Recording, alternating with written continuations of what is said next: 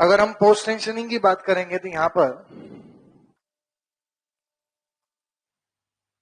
Post tensioning में सबसे पहले क्या होता है? कॉन्क्रीटिंग। कॉन्क्रीटिंग होता है, हमने कॉन्क्रीटिंग कर दिया। अब क्या करा? वायर है, वायर को लिया, अब उसको खींचेंगे, उसको खींचा, जो यहां था उसको हम उस पॉइंट को यहां तक लिया है खींच के, और खींचने के बाद क्या कर दिया? उसको बांध दिया।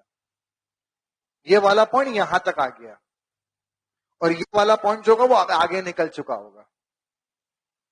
इतना सभी को समझ में आया यहां तक? और इसे बांध दिया।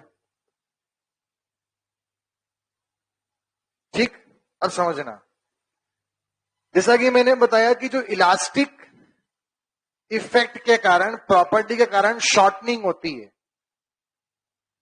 वो जैसे ही आप खींचते हो, समझना, ये जैसे यहां पे है, जैसे ही इसको खींचेंगे तो पंजे से लोड लगना चालू हो जाएगा।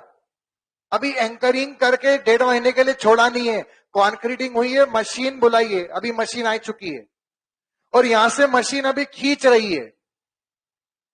और जब मशीन खींच रही है तो साथ में पंजे से लोड भी लग रहा है और ये कम से कम 2-3 घंटे के लिए चलता है। तो ऐसा करने में बीम खुद पहले से अपनी इलास्टिक प्रॉपर्टी के कारण क्या हो गई? अरे क्या हो गई? इलास्टिकली क्या हो गई? शॉर्ट। अभी वायर बांधा नहीं है, अभी वायर नहीं बांधा, समझना, अभी तो मशीन बुलाई थी सिर्फ। जैसे ही खींच रहे हैं उस दौरान इलास्टिक के कारण वो खुद बीम थोड़ी सी क्या हो गई? कंप्रेस। जितना इलास्टिक शॉर्टनिंग होना था हो गया, हो गया। बीम हल्की सी यहां तक आ गई, बहुत माइन्यूट सी आएगी, डायग्राम में ऐसा दिख रहा है। ये पॉइंट कुछ यहां तक आ गया होगा, आ गया। अब इसको बांधूंगा फाइनल, ये बांध दिया इतना, यही बांधूंगा ना इस बीम पर, क्योंकि अब तो बीम यहां आ गई। जैसे जैसे खींच रहे हैं वैसे वैसे वो लग रहा है और बीम भी दब रही है, और अब मैंने बांध दिया है और अब मैं छोड़ दूंगा 1.5 महीने के लिए। अब प्री स्ट्रेस ट्रांसफर होगा। आ गई बात समझ में? जो मैंने 100 रुपए लगाए वो तो इतने के लिए लगाए ना? हाँ, इतना ध्यान से, हाँ या ना, इतने के लिए लगाए। और इलास्टिक शॉर्टिंग तो उसके पहले ही, तो लॉसेस कितने होंगे? लॉसेस कितने होंगे? 0। समझ में आया? अब तुम्हें पॉइंट क्लियर हुआ होगा आई थिंक। अब तो उससे दबेगा ना जो हमने खींचा उस कारण। प्री में क्या हो रहा था? अमावस्या के दिन जिस दिन वायर काटा उसी दिन प्री स्ट्रेस ट्रांसफर भी हो रहा है और उसी दिन अचानक पी लगा है, तो पहले थोड़ा बहुत तो उससे दबेगा ई के कारण, और फिर जो बचा कुचा वो थोड़ी बहुत दबेगी। तो जितना स्टीलो खींचा था उससे तो पूरा नहीं था, थोड़ा बहुत तो स्टिक ने हेल्प करा, तो मेरा तो थोड़ा बहुत तो नुकसान हुआ, वो नुकसान हमने काउंट करा है। तो उसके अंदर जब खींच रहे हैं तो वो दबा रहा है, उसी समय थोड़ा बहुत तो इलास्टिक शॉर्टनिंग जो होना था सो पूरा हो गया। होने के बाद जिन बीम जब फाइनल थी वहां मैंने वायर बांधा है। अब इतने के कारण अब इसमें से अगर कुछ नहीं पहुंचा तो मेरा नुकसान होगा, वरना मेरा कोई नुकसान नहीं। तो ऐसे केस में जो मेरा लॉस होगा वो कितना होगा? 0। Loss due to elastic shortening of concrete in post tensioning will be 0। ये कब 0 होगा? ये इसमें 2 कंडीशन आ जाती है। कई बार क्या होता है, जैसे मान लो कि जो केबल वायर होती है, कौन सी वायर? डक्ट जो होते हैं वो 3 देते हैं, 2 देते हैं, 1 देते हैं, 4 देते हैं, एक के बाजू एक, एक के नीचे एक नहीं, एक के बाजू एक। मैं आपको एक के नीचे एक दिखाऊंगा जो कि डायग्राम समझ नहीं आएगा। तो कई बार ऐसा होता है कि वो जो चारों जो केबल हैं उनको एक साथ खींच लेते हैं, या तो एक ही केबल दी हो, या 2 केबल दी हो, या 3 दी हो, या 4 दी हो, जितनी दी हो, ऑल आर टेंशनड साइमल्टेनियसली। अगर तुम सबको एक साथ खींच लोगे तो जितना दबना था पहले दबाओ, और जहां फाइनल आ जाएगी वहां बांधोगे। अब इतना गुस्सा है फाइनल, इसके कारण पहुंचाना है, इसमें से इलास्टिक में कोई नुकसान नहीं होगा, तो लॉस विल बी जीरो। समझ में आया? हाँ या ना? जल्दी फटाफट। क्लियर है सभी को यहां तक ये बात? आगे ये केस हो गया। इसमें एक ऐसा भी केस होता है, ऑल वायर्स आर टेंशनड सबसीक्वेंटली। क्या मतलब है सबसीक्वेंटली का? एक के बाद मतलब धीरे धीरे, मतलब पहले एक खींचेंगे, फिर दूसरा खींचेंगे, फिर तीसरा खींचेंगे, फिर चौथा खींचेंगे। आ गया समझ में? एक बार इस वाले को समझ लोगे ना, तो ये वाले में अगर हल्का फुल्का कुछ भी धुंध वुंध रह गई होगी दिमाग में, तो वो साफ हो जाएगी। एक बार इसको समझ लो, चलते हैं समझने।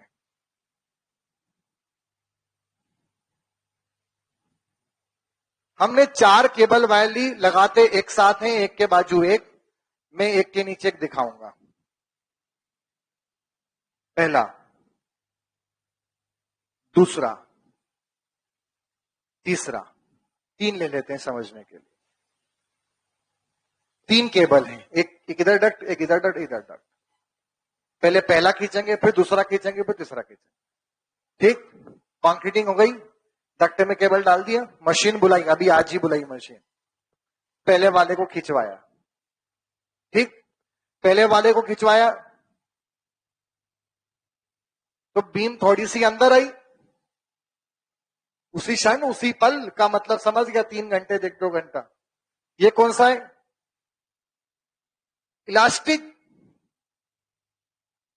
जब पहले वाले को हमने खींचा, अब उसके बाद फिर पहले वाले को लाके मैंने यहां पे बांध दिया।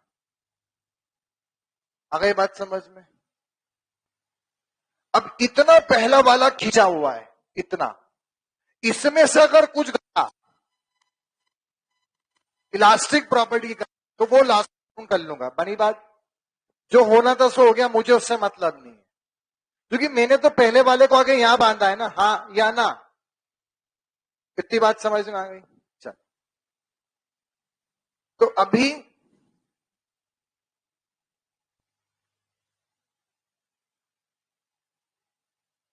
मैंने पहला वाला खींचा, अभी तक तो पहले में कोई लॉस नहीं दिखा मेरे को। इतनी बात समझ में आई? अब जब पहला वाला खींचा तो बीम की एक्चुअल यहां पे आ चुकी होगी।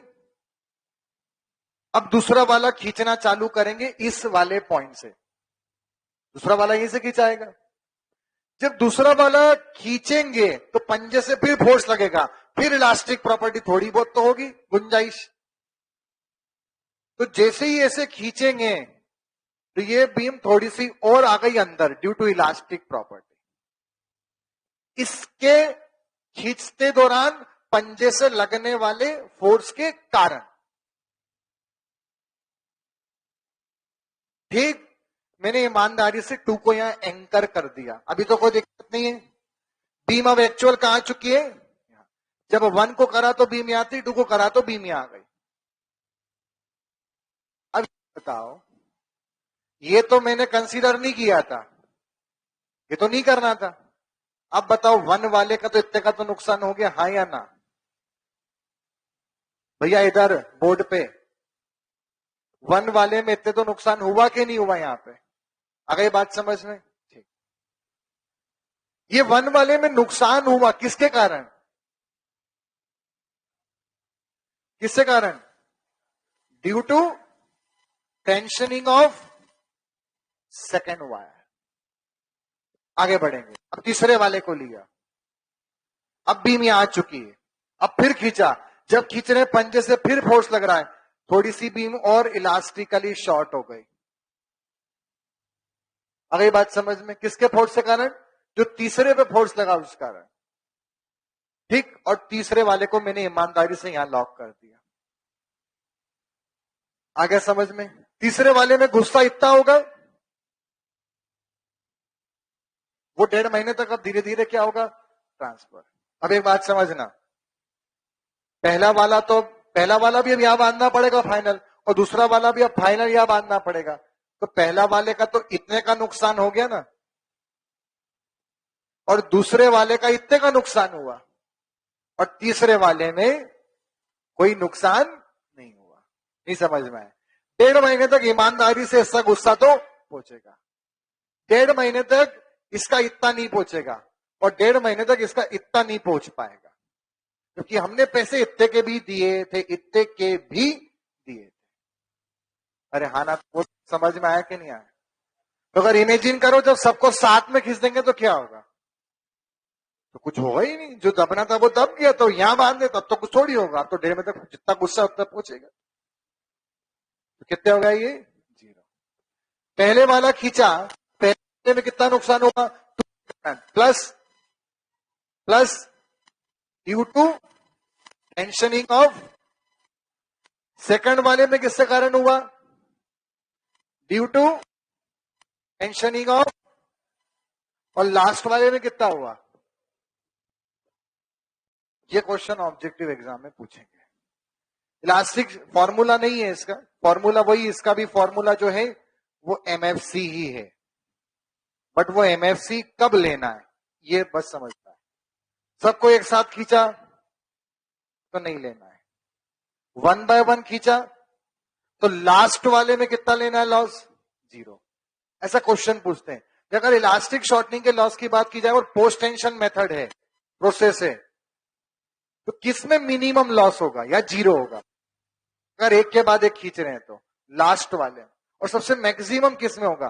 फर्स्ट वाले। Which is tensioned first will experience maximum loss, and which is tensioned last will experience 0 loss.